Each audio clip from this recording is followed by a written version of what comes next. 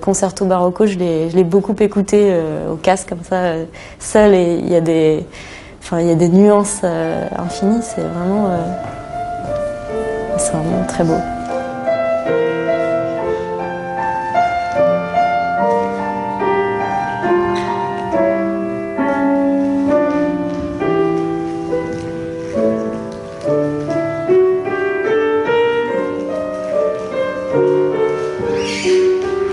En ce qui concerne Sandra Jennings et Diana White, on peut voir l'amour qu'elles ont pour Georges Balanchine et le respect qu'elles ont pour lui.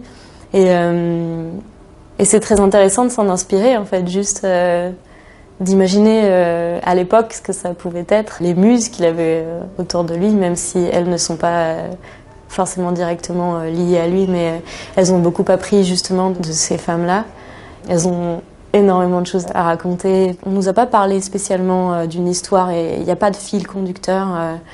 Mais par contre, je pense qu'on peut se le créer complètement parce qu'il y a quand même beaucoup de mouvements qui peuvent avoir un sens assez fort.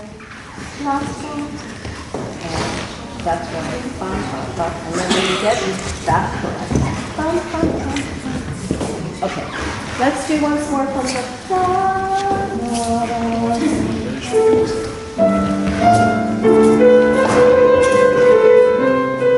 On nous a parlé du fait que Bach soit très religieux.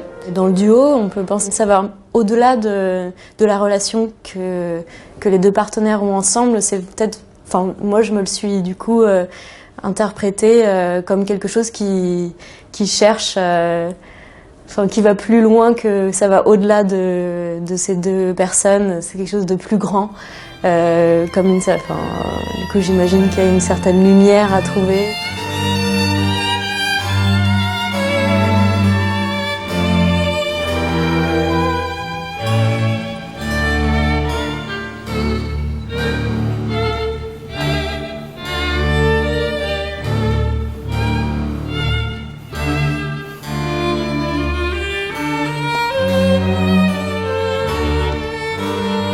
Ce que j'aime dans Concerto Barocco, mais aussi dans Sérénade, c'est qu'on peut dire que ce sont un peu des ballets de femmes. Je trouve ça très agréable de danser entre filles, en fait. Et on le ressent, on ressent beaucoup de complicité pour le premier mouvement et le troisième mouvement dans Concerto Barocco, parce qu'on danse tout le temps à deux et on s'entrecroise et on est très collés. Donc c'est aussi un travail et c'est vraiment quelque chose à trouver entre nous.